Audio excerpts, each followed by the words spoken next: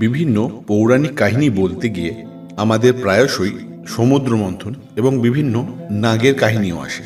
আর এইসব কাহিনীগুলোর মধ্যে আমরা প্রায়শই বিভিন্ন বিষ বা গড়লের কথা শুনি। আধুনিক বিজ্ঞানের দ্বারা আবিষ্কৃত যে বিষ বা পয়জনগুলোর কথা আমরা প্রায়শই শুনি, তার মধ্যে কিন্তু পুরাণে বর্ণিত সেই সব বিষগুলোর কথা শোনা যায় না। তাই সেই সব বিষ যার ব্যাপকতা নাকি সমগ্র সৃষ্টিকে ধ্বংস করার মতো, তাদের কথা জানতে গিয়ে যে তথ্য পেলাম তা আপনাদের সামনে তুলে ধরলাম। বিশেষত পুরাণে যেসব কাহিনী আছে তার মধ্যে একটি বহুল প্রচলিত কাহিনী হচ্ছে সমুদ্র মন্থন, এবং এই সমুদ্র মন্থনের সময় উঠেছিল হলাহল বিষ। এবং আরেকটি বিষের নামও প্রায়শই শোনা যায়, তা হলো কালকূট। সত্যি কথা বলতে কি, আমার কয়েকজন ফলোয়ার আমার কাছে এই দুই বিষের পার্থক্য সম্পর্কে জানতে চায়। তাই নিয়ে খোঁজ খবর করতে গিয়ে আজকের এই প্রতিবেদন। যদি অনেকেই এই দুটো বিষকে একই মনে করেন, কিন্তু প্রকৃতপক্ষে তা নয়।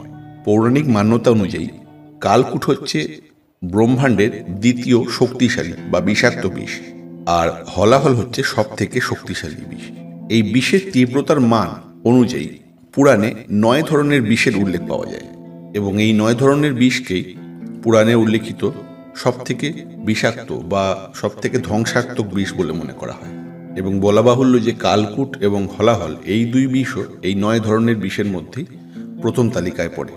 যদিও এই 9টা বিষ সম্পর্কে খুব বিস্তারিত কিছু পেলাম না, তবুও যেটুকু পেলাম সেটা হলো এইরকম। এই তালিকার 9 নাম্বার অর্থাৎ 9ম বিষের নাম হচ্ছে ভৎসনাভ। যদিও এই তালিকার সব থেকে কম বিষাক্ত বিষ এই ভৎসনাভ, তবুও এই বিষ এত তীব্র ছিল যে এর ঘ্রাণ নিলেই বা শুঁকলেই মৃত্যু অনিবার্য। একে মিষ্টি বিষ বলেও মনে করা হতো, এবং এখনও নাকি হিমালয়ের 4 থেকে 5 হাজার মিটার উচ্চতায় এই ধরনের এক বনস্পতি পাওয়া যায় যার নাম ভৎসনাভ, এবং তার বিষের তীব্রতা এতটাই প্রখর যে সেই বনস্পতি থাকায় ওই অঞ্চলে অন্য কোনো বনস্পতি হতেই পারে না। এরপর 8ম বিষের নাম হচ্ছে হরিদ্রিকা। এই বিষ দেখতে খানিকটা হলুদের মতো, অর্থাৎ হলুদের শেখরের মতো, এবং মনে করা হয় এই বিষ ভৎসনাভ বিষের দ্বিগুণ শক্তিশালী। এরপরের তালিকার বিষের নাম হচ্ছে সত্যুক, যা হরিদ্রিকার থেকেও কয়েক গুণ বিষাক্ত। এরপর 6 নম্বর বিষের নাম হচ্ছে প্রদীপন। এর তুলনা স্বয়ং অগ্নির সঙ্গে করা হয়, এবং মনে করা হয় যে এই বিষ মানবজাতি তথা সমস্ত প্রাণী জগতের জন্য তো বটেই, এমনকি দেবতাদের জন্য মারাত্মক। এই প্রদীপন বিষের থেকেও কয়েক গুণ আরও বেশি শক্তিশালী বিষের নাম সৌরাষ্ট্রক, এবং এরকম মানা হয় যে এই বিষের উৎপত্তি বর্তমান গুজরাটের সৌরাষ্ট্র থেকে হয়েছে, তাই এর নাম সৌরাষ্ট্রক। সৌরাষ্ট্রকের থেকেও ধ্বংসাত্মক বিষের নাম হচ্ছে শৃঙ্গাক বা শৃঙ্গাকা। আবার এই শৃঙ্গাক বিষের থেকেও শক্তিশালী হচ্ছে ব্রহ্মপুত্র, যার উৎপত্তি মনে করা হয় ব্রহ্মপুত্র নদী থেকে। আবার অন্য একটি মত অনুযায়ী এই ব্রহ্মপুত্র বিষ পরমপিতা ব্রহ্মার থেকে উৎপত্তি হয়েছে। এই ব্রহ্মপুত্র বিষ ছিল এই বিষের তালিকার 3য় ধ্বংসাত্মক বিষ। এরপরই যে বিষের নাম আসছে তা এই ব্রহ্মপুত্র বিষের থেকেও কয়েক গুণ বেশি শক্তিশালী তথা মহাবিনাশক বিষ, যার নাম হচ্ছে কালকূট। এই কালকূট বিষের তীব্রতা এতই যে মনে করা হয় এই বিষ পাথর ও ধাতুকেও তার তীব্রতায় গলিয়ে দিতে পারে। তাই এই বিষকে স্বয়ং কালের সঙ্গে তুলনা করা হয়েছে। এমনকি হিন্দু পুরাণের যে প্রতিষ্ঠিত অষ্টনাগ, তাদের মধ্যে প্রমুখ যে নাগ তথা তক্ষক, বাসুকি প্রভৃতি, এদের বিষের থেকেও মারাত্মক এই কালকূট বিষ। কিছু কিছু তত্ত্বে একে স্বয়ং শেষ নাগের বিষের থেকেও বিষাক্ত বলে মনে করা হয়। পুরাণ অনুযায়ী প্রথম দেব দানব সংগ্রাম, যেখানে এক দৈত্য বা দানব ছিল যার নাম প্রথমালী।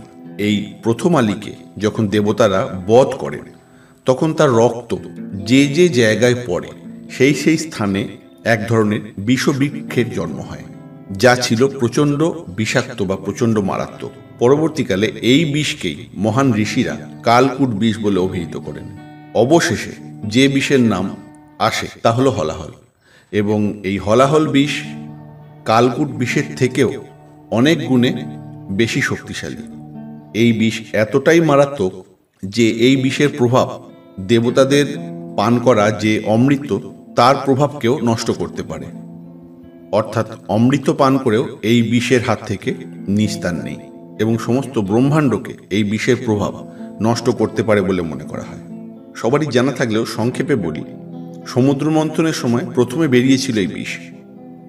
এর প্রভাব এত বেশি ছিল যে এর দর্শন মাত্র সমস্ত দেবতা এবং দানব অচৈতন্য হয়ে যায়। এমনকি নাগরাজ বাসুকী এবং স্বয়ং যমরাজ অচৈতন্য হয়ে যায় এই বিষের প্রভাবে।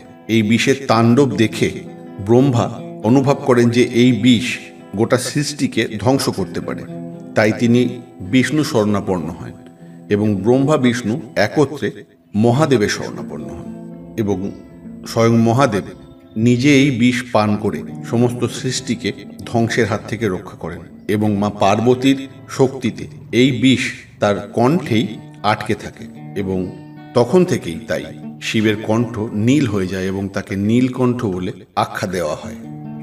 যদিও শিব মহাকাল, তাই কালকে পরাজিত করতে পারে যে বিষ তা তিনি নিজের কণ্ঠে ধারণ করেন, তবুও এই বিষকে মহাকালের তৃতীয় নয়নের শক্তির 100 ভাগের 1 ভাগ বলেও মনে করা হয়। এই ছিল তথ্য থেকে পাওয়া কালকূট এবং হলাহল বিষের মধ্যে পার্থক্য তথা ওই শ্রেণীভুক্ত আরও 9টি বিষের নাম। আমাদের এই পৌরাণিক তথ্য যদি আপনার ভালো লাগে তাহলে জানাতে ভুলবেন না এবং এই ধরনের ধর্মীয় এবং তথ্যমূলক ভিডিও আবার পেতে আমাদের চ্যানেলের সঙ্গে থাকুন। চ্যানেল সাবস্ক্রাইব না করা থাকলে সাবস্ক্রাইব করে নেবেন। ধন্যবাদ।